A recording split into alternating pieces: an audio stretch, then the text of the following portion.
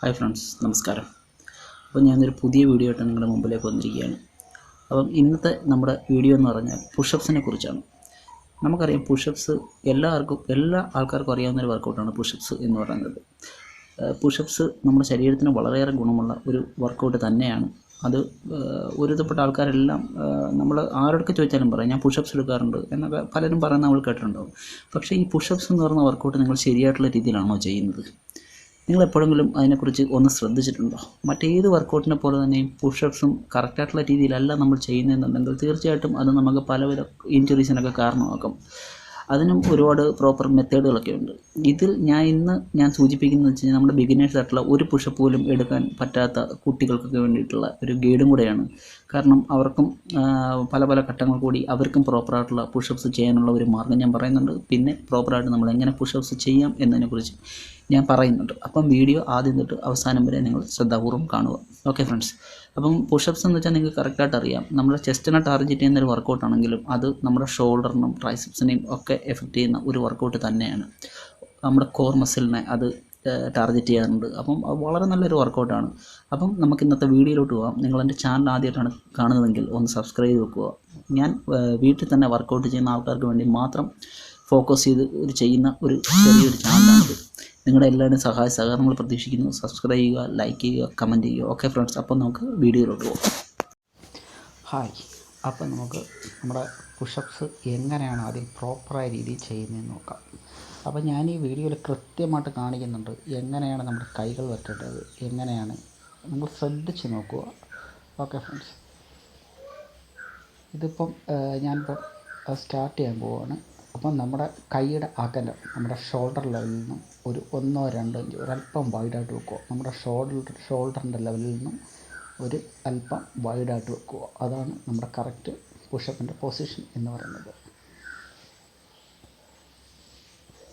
അതിനുശേഷം നമുക്ക് ആരംഭിക്കാം. അപ്പം നിങ്ങൾ വർക്കൗട്ട് ചെയ്യുന്ന സമയത്ത് ഒരിക്കലും നിങ്ങളുടെ ഈ വിരലിന് പ്രഷർ കൊടുക്കരുത്. മിക്കവാറും ആൾക്കാരുള്ള ഈ വിരലിങ്ങനെ നീട്ടി വെച്ചിട്ട് വിരൽ പ്രസ് ചെയ്താണ് പൊങ്ങുന്നത്. പക്ഷേ അത് ചെയ്യരുത്. നമ്മുടെ ഈ കൈയുടെ ഈ ഒരു ഭാഗമുണ്ടല്ലോ, നമ്മുടെ ഈ ഒരു വിരലിൻ്റെ താഴോട്ടുള്ള ഒരു ഭാഗം, ആ ഒരു ഭാഗത്ത് വേണം നമ്മൾ പ്രസ് ചെയ്ത് മുകളിലോട്ട് പൊങ്ങാനായിട്ട്.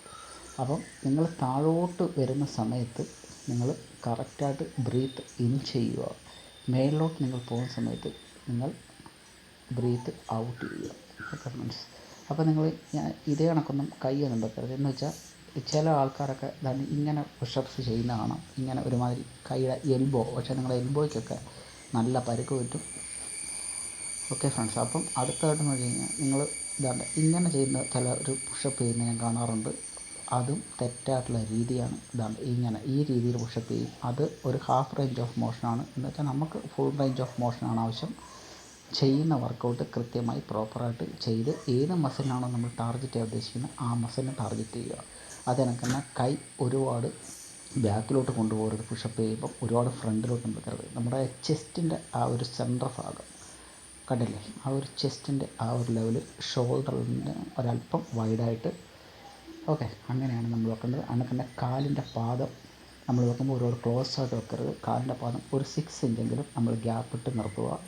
ക്ലോസ് ആയിട്ട് വെച്ചാൽ നമുക്ക് ചെയ്യാൻ അല്പം ബുദ്ധിമുട്ടുണ്ടാകും. അതുകൊണ്ടാണ് ഒരു 6 ഇഞ്ച്, ഒരുപാട് അകലെയും വെക്കരുത്, ഒരുപാട് അടുപ്പിച്ചും വെക്കരുത്. ഒരു 6 ഇഞ്ചോളം ഗ്യാപ്പ് ഇട്ട് എൻ്റെ കാലിരിക്കുന്നുണ്ടല്ലേ, ആ കാല് അതേ കണക്കാണ് വെക്കുക. അതിനുശേഷം സ്ലോ ഡൗൺ ആൻഡ് അപ്പ്. ഈ സ്ലോ ഡൗൺ നമ്മൾ താഴോട്ട് വരുന്ന സമയത്ത് നമ്മൾ ബ്രീത്ത് ഇൻ ചെയ്യണം. മേളിലോട്ട് വരുന്ന സമയത്ത് ബ്രീത്ത് ഔട്ട് ചെയ്യണം. ഓക്കെ ഫ്രണ്ട്സ്, നിങ്ങൾക്ക് മനസ്സിലായെന്ന് വിചാരിക്കുന്നു. അടുത്തതായിട്ട് നമ്മൾ ബിഗിനേഴ്സിന് വേണ്ടിയിട്ടാണ്. എന്ന് വെച്ചാൽ ഒരു പുഷപ്പ് പോലും ചെയ്യാൻ പറ്റാത്ത ബിഗിനേഴ്സിന് വേണ്ടിയിട്ട്. അവർക്ക് ആദ്യത്തെ ഒരു ഘട്ടമെന്ന് വെച്ച് കഴിഞ്ഞാൽ അവർക്ക് ഒരു ഭിത്തിയുടെ സഹായം തേടാം. ഭിത്തിയിൽ ഇതേ കണക്ക് കൈ ഞാൻ വെച്ചിരിക്കുന്ന പോലെ വെച്ചതിന് ശേഷം കാലൽപ്പം ബാക്കോട്ട് വെച്ചതിന് ശേഷം അവർ ബോഡി വെയ്റ്റിന് ഭിത്തിയിലോട്ട് ഇങ്ങനെ പതുക്കെ പുഷ്, ശ്വാസം ഇൻ ചെയ്തുകൊണ്ട് ഭിത്തിയിലോട്ട് പോവുക, തിരിച്ചു വരുമ്പോൾ പുറത്തേക്ക് വിടുക. ഓക്കെ ഫ്രണ്ട്സ്, ഇതാണ് നമ്മുടെ ബിഗിനേഴ്സിൻ്റെ ആദ്യ ഘട്ടം. അവരുടെ സെക്കൻഡ് ഘട്ടം എന്ന് പറയുന്നത് നമ്മൾ അത് ഒരു 3-4 ദിവസം ചെയ്തൊരല്പം കൈക്ക് സ്ട്രെങ്ത് ആയതിനു ശേഷം ഇത് നമുക്കൊരു സോഫയിലോ ഒരു കട്ടിലോ അല്പം ഉയർന്ന പ്രതലത്തിലോ കൈ വെച്ചതിന് ശേഷം കാല് അല്പം ബാക്കിലോട്ട് വെച്ചതിന് ശേഷം ഇങ്ങനെ ചെയ്യുക. ഇങ്ങനെ ചെയ്യുമ്പോൾ ശ്രദ്ധിക്കേണ്ട പ്രധാന കാരണം നമ്മുടെ എൽബോ ഒന്നും വളഞ്ഞു പോരുത്. കൈമുട്ട് നല്ല സ്ട്രെയിറ്റായിട്ട് നിൽക്കണം. നമ്മുടെ ബോഡി കൃത്യമായിരിക്കണം. ബോഡിയൊക്കെ നല്ല സ്ട്രെയിറ്റായിട്ട് നിർത്തി ചെയ്യുക. താഴോട്ട് നമ്മൾ ബ്രീത്ത് ഇൻ ചെയ്യുക, മേലോട്ട് നമ്മൾ ബ്രീത്ത് ഔട്ട് ചെയ്യുക. അടുത്തതായിട്ട് ഇത് മൂന്നാമത്തെ നമ്മുടെ ഘട്ടമാണ്. മൂന്നാമത്തെ ഘട്ടം എന്ന് വെച്ചാൽ നമുക്ക് നീലാണ് നമ്മൾ പുഷപ്പ് ചെയ്യാൻ പോകുന്നത്. നമ്മുടെ കാൽമുട്ട് നമ്മൾ താഴെ ഇങ്ങനെ കുത്തി നിർത്തുക. അതിനുശേഷം ബോഡി സ്ട്രെയിറ്റ് ആക്കുക. അതിനുശേഷം കൈമുട്ട് ഷോൾഡർ ലെവലിൽ നിന്ന് ഒരല്പം അകലെ. ഓക്കെ, ബോഡി സ്ട്രെയിറ്റ് ആയിട്ട് നിർത്തുക. Slow down and breathe in. Up, squeeze and breathe out. Slow down and breathe in and up, squeeze, breathe out. 1 സെക്കൻഡെങ്കിലും ഹോൾഡ് ചെയ്യുക. Slow down, breathe in, up, breathe out. Slow down, breathe in, squeeze, ശ്വാസം പുറത്തേക്ക് വിടുക. Okay friends, ഇതാണ് നമ്മുടെ മൂന്നാമത്തെ ഘട്ടം. ഇത്രയും ചെയ്ത് കഴിയുമ്പോൾ തന്നെ നിങ്ങൾക്ക് അല്പം കൈകൾക്കൊക്കെ സ്ട്രെങ്ത് വന്നു തുടങ്ങും. അതിനുശേഷം നിങ്ങൾ പ്രോപ്പറായിട്ടുള്ള നിങ്ങളുടെ പുഷപ്പിൻ്റെ മെത്തേഡിലേക്ക് പോവുക. പ്രോപ്പറായിട്ടുള്ള പുഷപ്പ് ചെയ്യുമ്പോൾ നമ്മുടെ ബോഡി നല്ല സ്ട്രെയിറ്റ് ആയിരിക്കണം.